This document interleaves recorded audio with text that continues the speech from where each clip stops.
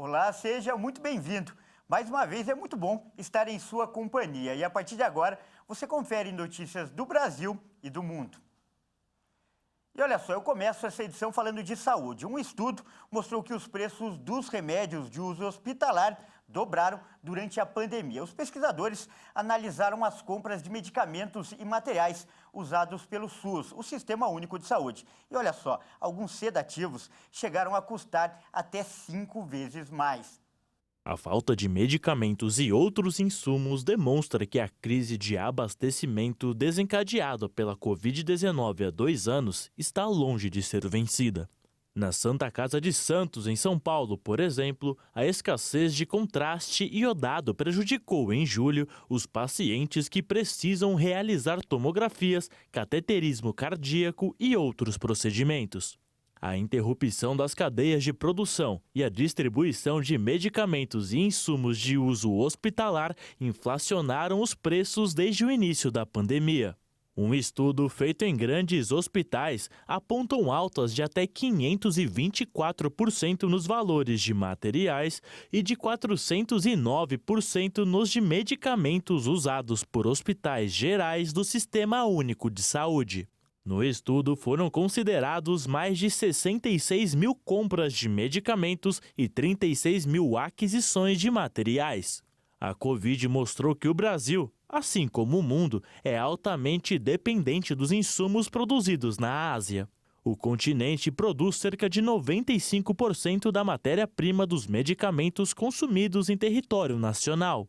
Ainda de acordo com a pesquisa, a elevação dos preços foi provocada por uma conjunção de fatores, como o aumento da demanda devido ao crescimento do número de casos confirmados da doença, a desvalorização do real frente ao dólar americano e o aumento generalizado dos preços de mercado por causa das quebras das cadeias produtivas globais.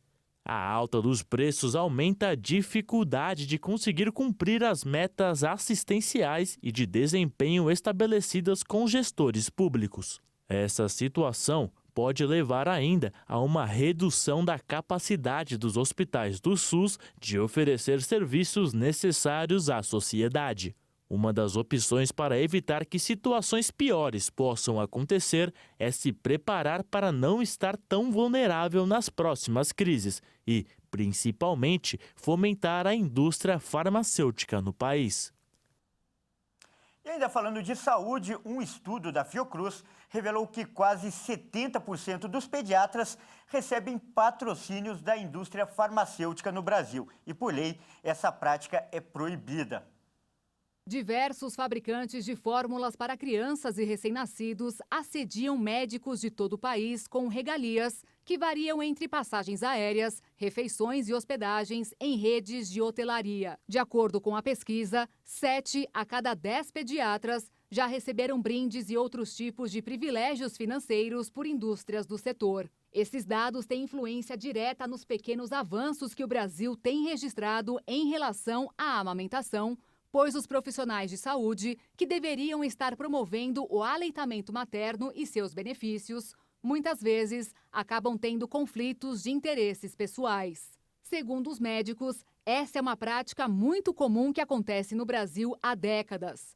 Mas diversos pediatras afirmam ser contra essa influência das empresas, porém não conseguem reverter a situação, pois a maioria da classe é favorável à prática. Materiais de escritório, convites para festas e palestras, cursos e inscrições estão entre os benefícios mais comuns adquiridos pelos médicos. Segundo uma lei vigente em todo o território brasileiro, as empresas não podem conceder patrocínios financeiros ou materiais a pessoas físicas. Mas, por outro lado, apesar de ser proibido, o recebimento desses itens pelos médicos não é ilegal, por eles serem apenas receptores e não terem nenhuma vantagem proposta em contrato. Além disso, até os dias de hoje, apenas 54% dos médicos de todos os pediatras sabem que a prática é proibida. Em nota oficial, as empresas afirmaram não compactuar com ações que não estejam de acordo com a legislação brasileira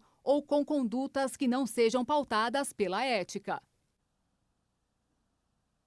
Olha, e agora um alerta: mais de 30% dos pacientes de Covid-19 apresentam problemas neurológicos. Um estudo brasileiro mostrou como o coronavírus afeta o cérebro, causando perdas de memória, depressão e ansiedade. O estudo, coordenado pela Universidade Estadual de Campinas e pela Universidade de São Paulo, apontou que problemas neurológicos estão entre as complicações mais frequentes da Covid-19, fora do sistema pulmonar, e afetam mais de 30% dos pacientes. A perda de memória, falta de concentração e atenção, raciocínio lento, sonolência, fadiga excessiva, ansiedade, depressão, dificuldades com linguagem e outros prejuízos cognitivos e cerebrais podem ser efeitos da doença. Segundo os pesquisadores, os sintomas costumam ser associados sobretudo a quadros graves, mas atingem também quem teve quadros moderados ou leves da doença.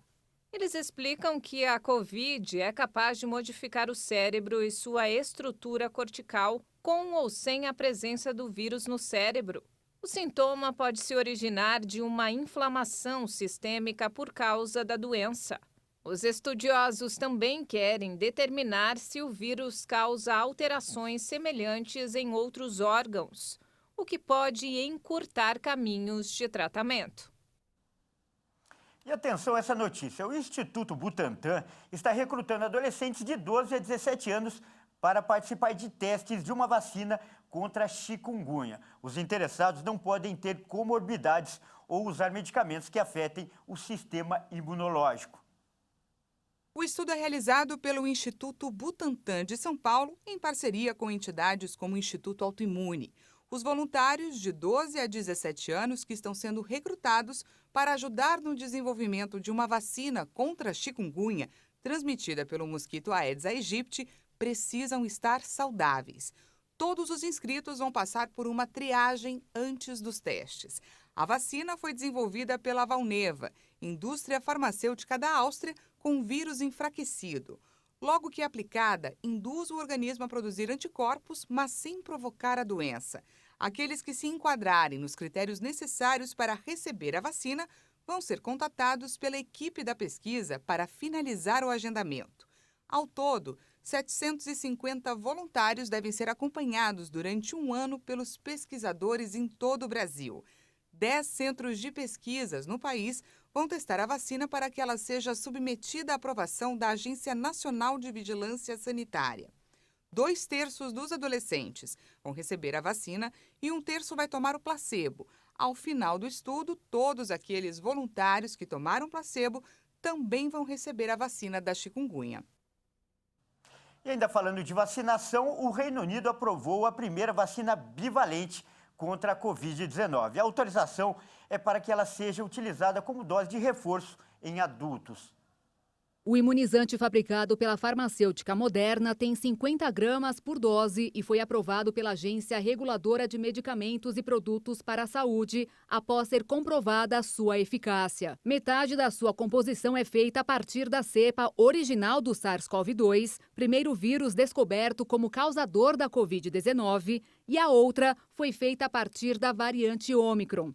Portanto, o imunizante acaba atuando contra as duas versões do vírus. Segundo informações oficiais do país, esta vacina cumpre com os padrões de qualidade, segurança e eficácia como dose de reforço exigidos em um estudo clínico, onde também foi descoberta que ela gerou um bom nível imunológico contra duas subvariantes da Ômicron, responsáveis por grande parte dos casos atuais. Os efeitos colaterais desse novo imunizante consistem em um leve resfriado e dor de cabeça, quadro semelhante aos da outra vacina do laboratório.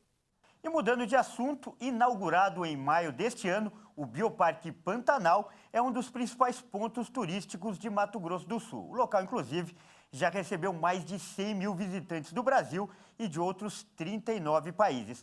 E agora vamos conhecer um pouco desta atração na reportagem do Fábio Dorta e do Maciel Arruda. Mato Grosso do Sul deve receber este ano mais de 1 milhão de visitantes. A capital, Campo Grande, um dos principais centros de negócios da região centro-oeste, e Ponta Porã, na fronteira do Brasil com o Paraguai, são alguns dos principais destinos de quem vem conhecer o estado. Mas nada se compara ao turismo ecológico. Mais da metade das pessoas chegam aqui atraídas pelas belezas naturais de Bonito, com cachoeiras exuberantes, águas cristalinas e as centenas de espécies de peixes, que são um espetáculo à parte. E pela grandeza do Pantanal, uma área de 250 mil quilômetros de extensão, um paraíso que atrai pescadores de todas as partes do Brasil e também aqueles que preferem contemplar a fauna, a flora e a imensidão das águas. Para atrair ainda mais viajantes e fomentar pesquisas acadêmicas e científicas, visando principalmente a preservação do meio ambiente, o governo do estado construiu em Campo Grande este imenso aquário. As obras começaram em 2012 e foram investidos cerca de 230 milhões de reais. A inauguração aconteceu em maio deste ano. Foram mais de 10 anos para isso aqui ficar pronto, mas valeu a pena.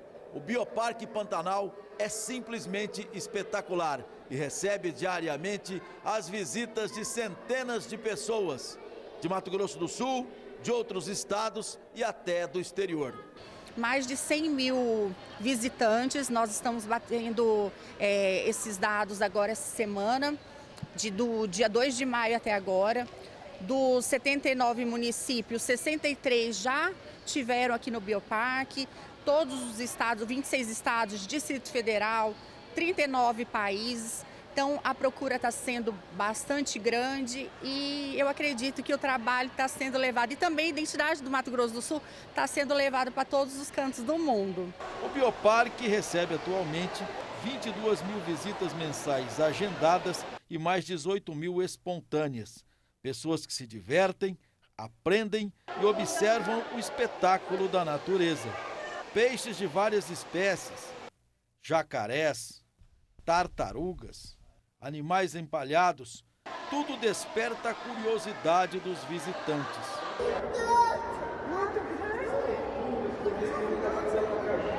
Mas nada como a mais nova atração do local, o peixe palhaço, que ficou famoso no filme Procurando Nemo.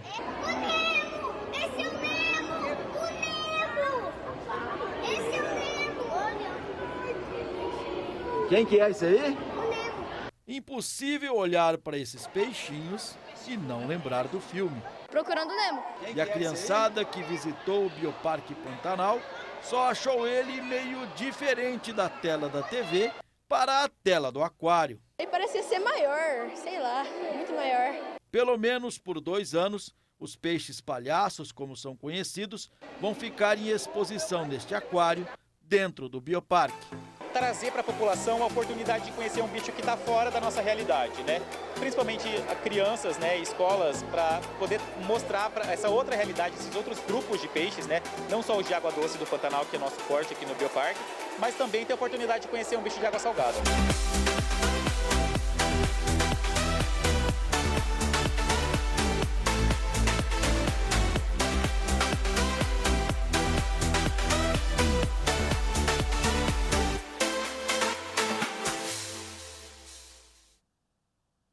E veja a seguir, o número de brasileiros que pediu demissão do trabalho cresceu nos 5 primeiros meses do ano. E você vai ver também a história do cão alecrim, que leva alegria para crianças em um hospital do Pará. Nós voltamos já.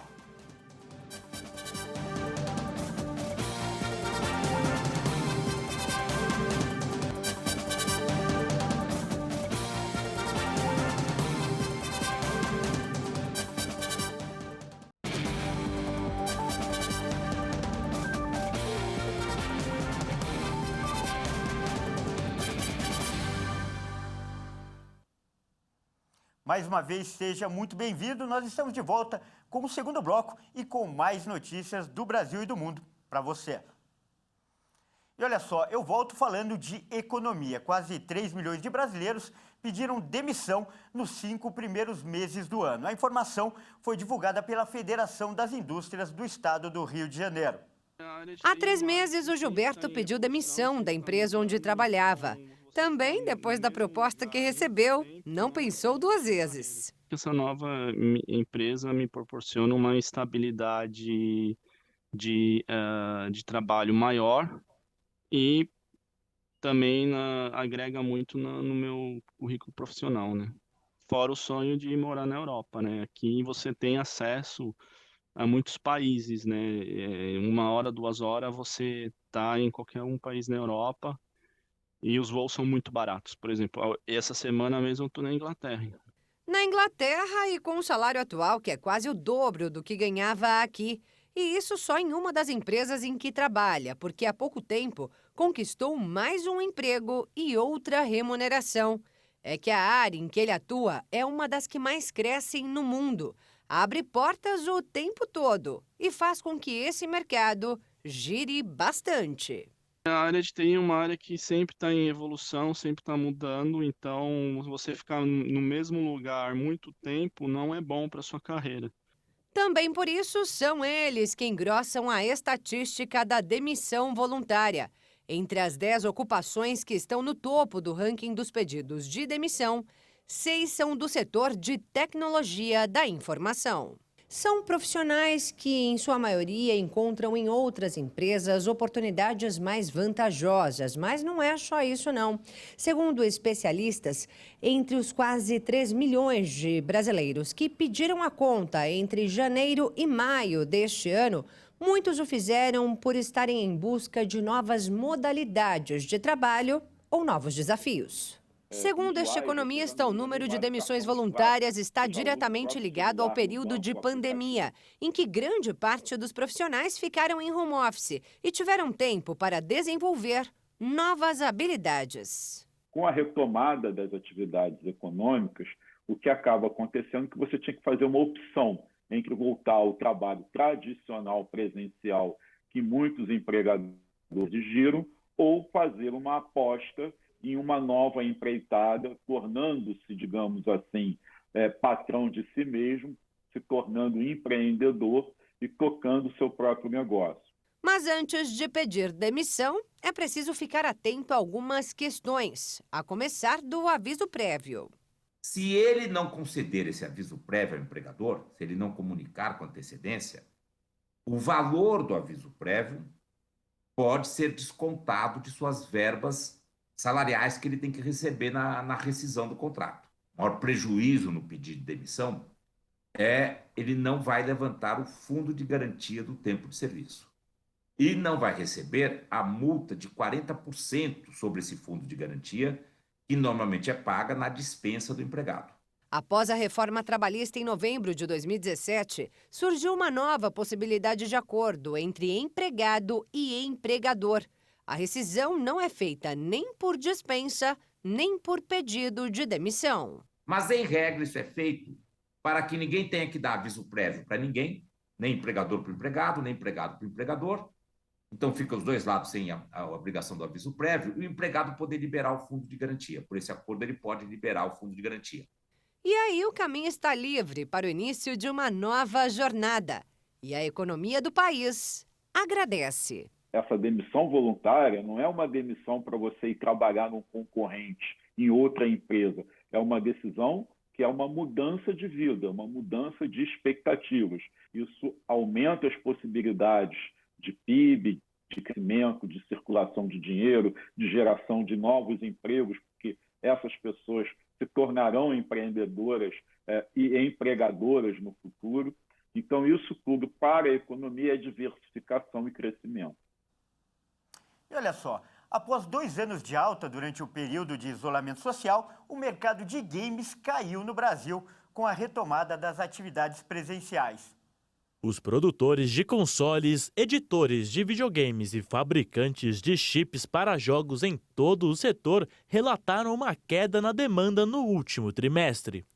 Um exemplo é que, este mês, a Activision Blizzard, que atualmente está sendo comprada pela Microsoft por 355 bilhões de reais, registrou uma queda na demanda de 15% nas vendas no segundo trimestre. O fato também trouxe à tona uma cobrança dos consumidores para as empresas. Outro motivo é o conteúdo apresentado pelo mercado. O público-alvo tem insistido cada vez mais por opções de jogos interessantes, menos repetitivos e com preços acessíveis. Por outro lado, os executivos do setor eletrônico deram um tom positivo às suas perspectivas em médio e longo prazos, apontando um crescimento constante no número de jogadores em todo o mundo e em novos lançamentos que reaquecerá o mercado. E olha só essa notícia, o inusitado torneio de xadrez de mergulho, isso mesmo, foi realizado dentro de uma piscina no Reino Unido. A intenção dos idealizadores foi continuar praticando o jogo preferido e, ao mesmo tempo, driblar a onda de calor que afeta o país. As regras do jogo continuam as mesmas. A única diferença é que ele é jogado dentro da água com um tabuleiro submerso e peças magnéticas. Durante a disputa, cada jogador tem que segurar a respiração enquanto faz o seu movimento e quando sobem para pegar o fôlego, seu oponente pode realizar a jogada. Um dos participantes afirmou que estava esperando um jogo mais fácil, mas sentiu dificuldades em realizar a atividade, principalmente para prender a respiração enquanto executava. Ele alegou que, além do cansaço físico, também existe o cansaço mental para memorizar as peças e traçar estratégias para vencer o jogo. Dessa vez, o título do campeonato foi conquistado por um polonês de 33 anos após uma espetacular vitória sobre um representante da África do Sul no quarto round. Esse campeonato inusitado é uma criação do americano Ethan Ilfield, que começou no xadrez quando tinha 4 anos de idade e a participar desse tipo de torneio aos 10 anos. Nos últimos meses, com o avanço da onda de calor na Europa, as inscrições e procura pelo campeonato aumentaram. E os organizadores já pensam em novas formas para realizar outras edições. Um cachorro está sendo o principal aliado na recuperação de crianças internadas em um hospital no Pará. O Alecrim leva alegria em um momento delicado da vida dos pequenos. É comum ouvirmos que o cachorro é o melhor amigo do homem, pela questão da cumplicidade, companheirismo e principalmente pelo laço de amizade. E um exemplo dessa sintonia entre humanos e pets aconteceu no Hospital Metropolitano de Urgência e Emergência de Ananindeua, localizado na região metropolitana de Belém, no Pará. O cachorro Alecrim passou a ser um auxiliar importante no reestabelecimento da saúde de crianças internadas por queimaduras. O projeto, apelidado de Pet Terapia, teve início este mês e sua primeira visita ao hospital aconteceu na semana passada, levando alegria a todos. Alecrim obedece comandos para deitar, rolar, pular e, em troca, ganha petiscos entregues pelas crianças, que aproveitam o momento para brincar com o cachorro, que é uma mistura das raças Golden Retriever e Border Collie. Ele faz parte do Batalhão de Ação da Polícia Militar e foi treinado desde filhote para realizar integração com crianças e idosos. Para os desenvolvedores do projeto, a ideia desse novo formato de terapia é tirar essas crianças e seus acompanhantes do ambiente da internação, diminuir o sentimento de medo, ansiedade e até quadros depressivos, para acelerar a recuperação dos pacientes. Bom, e essa edição fica por aqui. Eu agradeço demais pela sua companhia e convido a continuar ligado em nossa programação. Até mais!